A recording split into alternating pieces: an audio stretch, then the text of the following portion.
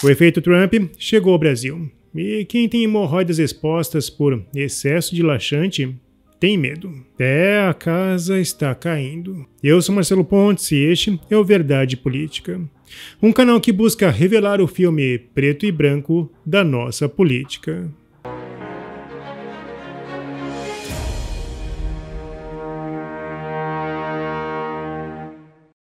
Trump está destruindo um esquema golpista sem precedentes na história do mundo. A subversão das instituições foi quase que completa durante o processo. E só não avançou mais nos Estados Unidos porque a internet não permitiu. A expressão marxismo cultural ganhou as redes nos últimos anos. E, curiosamente, ela teve origem nos Estados Unidos, na década de 1990. Porém, o marxismo cultural é apenas uma ideia mais refinada da visão do filósofo Antônio Gramsci. E tudo o que estamos presenciando, Olavo de Carvalho já havia alertado.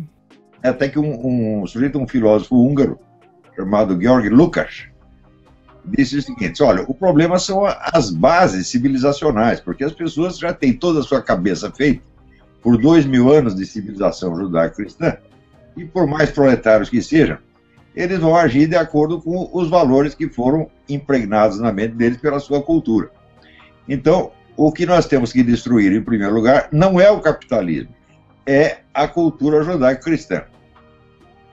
Foi dentro dessa linha que o fundador do Partido Comunista Italiano, Antônio Gramsci, começou a trabalhar na década de 30, mas ele só teve a oportunidade de registrar os seus pensamentos por escrito quando foi para a cadeia. Ficou 12 anos na cadeia, não tinha nada que fazer, então ficava escrevendo o dia inteiro, e daí saiu essa série que se chama Os Cadernos do Cárcere. E ali ele resume essa concepção. A mesma concepção foi trabalhada em dois frontes. Um, o Antônio Gramsci, e outro, a chamada Escola de Frankfurt, que era um grupo de estudiosos na Alemanha, que, financiado por um milionário argentino, criaram lá um instituto e começaram a trabalhar essa ideia do que se chamaria depois a Revolução Cultural.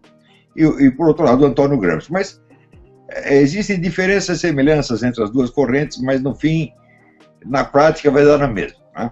Então, a ideia básica é de uma destruição civilizacional.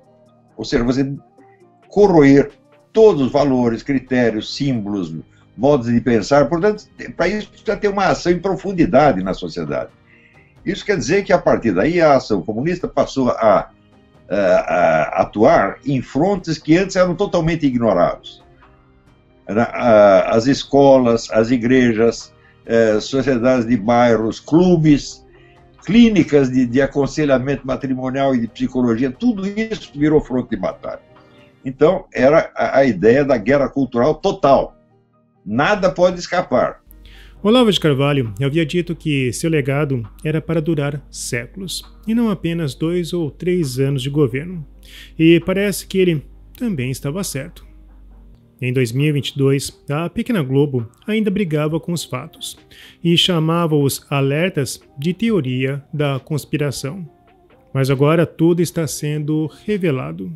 Antes de fechar as suas portas, a USAID canalizou milhões para organizações ligadas à Open Society Foundation de George Soros, bem como para programas de diversidade, equidade e inclusão ativistas estrangeiros, e até mesmo supostos grupos terroristas.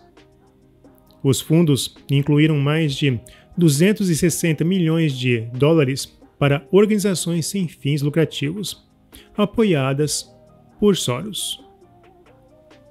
A grande mídia brasileira deveria estar denunciando esses escândalos, mas prefere reciclar narrativas gastas.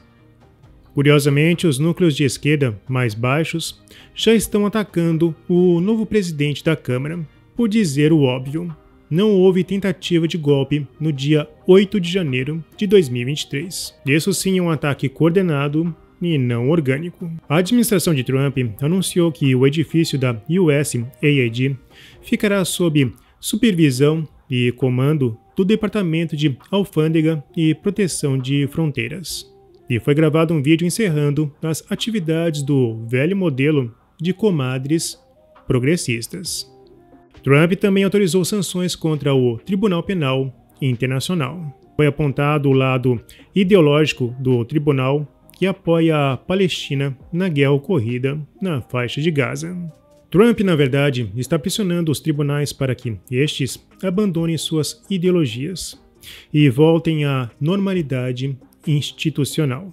O presidente americano também está buscando renovar o quadro da Corte Interamericana de Direitos Humanos. O vice-presidente da Corte Interamericana de Direitos Humanos é Rodrigo Mudrovsky. Ele teve uma longa relação acadêmica e profissional com Gilmar Mendes, que foi seu orientador de mestrado em 2013. Posteriormente, atuou como advogado do ministro e foi contratado como professor do Instituto Brasiliense de Direito Público, que pertence a Gilmar Mendes. Rodrigo Mudrovsky foi um articulador importante para a suspensão da operação da Polícia Federal contra a FGV. A FGV quase foi condenada por organização criminosa, corrupção e lavagem de dinheiro. Na revista Piauí da Folha de São Paulo, podemos ler parte dessa história. A amizade entre Gilmar Mendes e a cúpula da FGV remonta a 2002, quando a fundação criou seu curso de Direito e se consolidou em 2013, com a realização do primeiro Fórum Jurídico de Lisboa. Acabou, porém, por atingir o bem mais precioso de uma instituição de ensino, a liberdade acadêmica. Críticas ao judiciário por parte de seu corpo acadêmico passaram a ser alvo da direção da FGV. Nos últimos anos, a fundação tem sido torpeada por investigações do Ministério Público e da Polícia Federal, que apontam graves indícios de malversação de recursos, descontrole contábil, corrupção, evasão de divisas e lavagem de dinheiro. Em meio a esse caos, a fundação resolveu cercar-se de altas autoridades do judiciário, em particular de Gilmar Mendes. A estratégia tem dado resultado. Todos os processos movidos pelo Ministério Público naufragaram ao chegar em instâncias superiores, sobretudo no STF. A FGV agiu rápido. No mesmo dia, 17, Simonsen Leal assinou uma procuração constituindo um advogado para defender a fundação na Operação Sofisma. O nomeado foi Rodrigo Mudrovsky, o advogado particular de Gilmar Mendes, que pegou um atalho heterodoxo e pediu um habeas corpus direto no STF. Com o caso na mão, Gilmar Mendes concedeu o habeas corpus, assinado pelo seu advogado particular, e ainda criticou a indevida expansão ou universalização da competência da Justiça Federal do Rio de Janeiro. No seio da nossa justiça, a lei do retorno parece funcionar diferente. Em 2018, o procurador do Ministério Público de Goiás, Fernando Aurvale da Silva, afirmou em uma entrevista à Rádio Brasil Central que Gilmar era o maior laxante do Brasil. Gilmar processou, ganhou a ação e doou dinheiro para uma ONG, o Instituto Migração de Direitos Humanos. O ministro Alexandre de Moraes determinou a liberação de perfis que foram bloqueados. Monarque, Léo Índio, Flávia Magalhães e Lucivânia Barbosa foram liberados. E para quem acompanhou a linha truculenta de Moraes, essa ação é um tanto suspeita. A Corte Interamericana de Direitos Humanos agendou uma visita ao Brasil para avaliar se há casos de censura em curso. A Gazeta do Povo apontou que, esta semana, você verá mudanças em casos de liberdade de expressão no Brasil. Nos próximos dias, será possível acompanhar de perto como essa visita influenciará os debates no Brasil. O que está em jogo é muito mais do que um relatório técnico. Trata-se da definição dos limites para a censura estatal e a possibilidade de reconstruir um ambiente de liberdade no país. Se a relatoria cumprir sua missão com a isenção e seriedade que se espera, o Brasil pode estar no início de um processo de reequilíbrio na proteção da liberdade de expressão.